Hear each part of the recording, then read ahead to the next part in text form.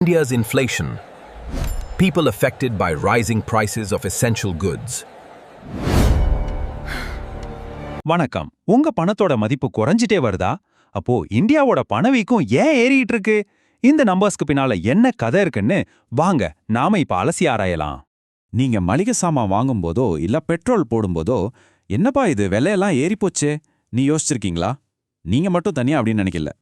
அது ஏன் அப்படின்னு புரிய வைக்கிற மாதிரி ஒரு புது நம்பர் வந்திருக்கு. இப்போ வந்த மார்ச் மாச டேட்டா என்னதான் நடக்குதுன்னு நமக்கு தெளிவா காட்டுது. அந்த நம்பர் தான் இது 3.40%. இதுதான் இந்தியாவோட ரீட்டெயில் இன்ஃப்ளேஷன். அதாவது நாம வாங்குற பொருட்களோட விலைவாசி எந்த அளவுக்கு ஏறுதுங்கிற கணக்கு. மார்ச் மாசத்துல இது 3.40% அதிகமாயிருக்கு. இது பாத்தீங்கன்னா பிப்ரவரி மாசத்துல 3.21% இருந்தது. இப்போ 3.40%க்கு எகிரி இருக்கு. இது ஒரு சின்ன ஜம்ப் மாதிரி தெரிஞ்சாலும் இந்த ஏறுமுகம் எகனாமிஸ்டுகளை உன்னிப்பா கவனிக்க வச்சிருக்கு. சரி, அப்போ இந்த விலைவாசி உயர்வுக்கு என்னதான் காரணம்? முக்கியமா 2 விஷயங்கள் தான் இதுக்கு பின்னால இருக்கு. அதுல முதல் விஷயம் சாப்பாட்டு செலவு. இதுதான் நம்ம எல்லாருடைய பட்ஜெட்டையும் பெரிய அளவுல பாதிக்கிற ஒரு விஷயம். உணவுப் பொருட்களோட விலைவாசி உயர்வு, அதாவது ஃபுட் இன்ஃப்ளேஷன், பிப்ரவரியில 3.47% இருந்து மார்ச் மாசத்துல 3.87% அதிகரிச்சிருக்கு. அது மட்டும் இல்ல, எக்ஸ்பர்ட்ஸ் என்ன சொல்றாங்கன்னா இந்த ட்ரெண்ட் இன்னும் தொடரும்னு தான் சொல்றாங்க.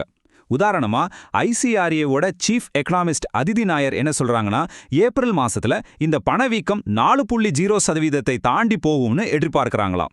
முக்கியமா காய்கறி, சமையல் எண்ணெய் விலையெல்லாம் இன்னும் அதிகமாகலாம்னு சொல்றாங்க. சரி, அடுத்த காரணம் அது இங்க இல்ல, ஆயிரக்கணக்கான மைல்களுக்கு அந்த பக்கம் இருந்து வருது. ஆனா அதோட தாக்கம் நம்ம வீட்டு கிச்சன் வரைக்கும் இருக்கு. மேற்கு ஆசியாவுல நடக்கிற போர் சூழல் இங்க ஒரு செயின் ரியாக்ஷனை உருவாக்குது. முதல்ல அங்க பிரச்சனை, அதனால கச்சா எண்ணெய் விலையேறுது. அதனால இங்க பெட்ரோல், டீசல், கேஸ் சிலிண்டர் விலையேறுது. கடைசியா பாதிப்பு யாருக்கு? நம்ம பர்சுக்கு தான். இதுல ஒரு இன்ட்ரெஸ்டிங்கான விஷயம் என்னன்னா, இந்த எரிபொருள் விலை உயர்வுங்கிறது வெறும் வண்டியோட நிக்கிறது இல்ல, அது ஒரு அலை மாதிரி எல்லா இடத்துக்கும் பரவுது. ஜெட் ஃபியூல் விலை ஏறுறதால ஃப்ளைட் டிக்கெட் விலை அதிகமாகுது.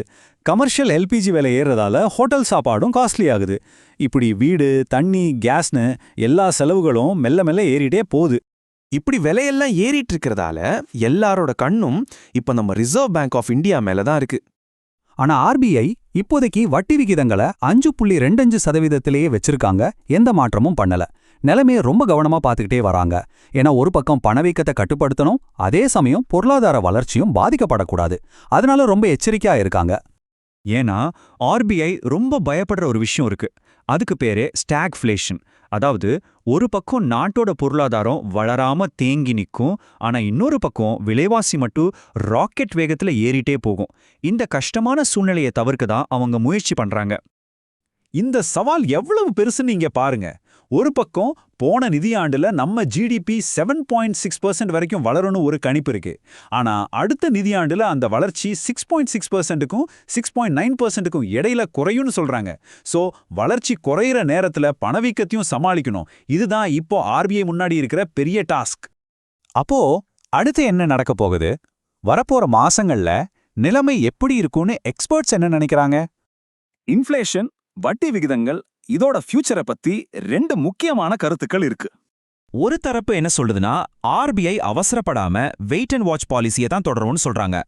பேங்க் ஆஃப் பரோடாவோட சீஃப் எக்கானமிஸ்ட் மதன் சப்னாவிஸ் சொல்ற மாதிரி இப்போதைக்கு வட்டி விகிதங்கள்ல எந்த மாற்றமும் இல்லாம இதே நிலைமை ரொம்ப நாளைக்கு தொடர வாய்ப்பு இருக்கு. இன்னொரு முக்கியமான விஷயத்தையும் நம்ம ஞாபகம் வச்சுக்கணும். பணவீக்கம் ஏறிட்டு இருந்தாலும் அது இன்னும் ஆர்பிஐயோட டார்கெட்டான 4%-ஐ தாண்டல. இதுவும் அவங்க அவசரப்பட்டு எந்த முடிவும் எடுக்காம இருக்கிறதுக்கு ஒரு முக்கியமான காரணம். இப்போ நம்ம முன்னாடி இருக்கிற பெரிய கேள்வி இதுதான். ஒரு பக்கம் உலகத்துல பதட்டமான சூழல், இன்னொரு பக்கம் உள்நாட்டுல விலைவாசி அழுத்தம். இதுக்கு நடுவுல பொருளாதார வளர்ச்சியையும் பணவீக்கத்தையும் ஒரு சேர சமாளிச்சு இந்தியாவை ஆர்பிஐயால சரியான பாதையில கொண்டு போக முடியுமா? இதுதான் இப்போ $1 மில்லியன் கேள்வி.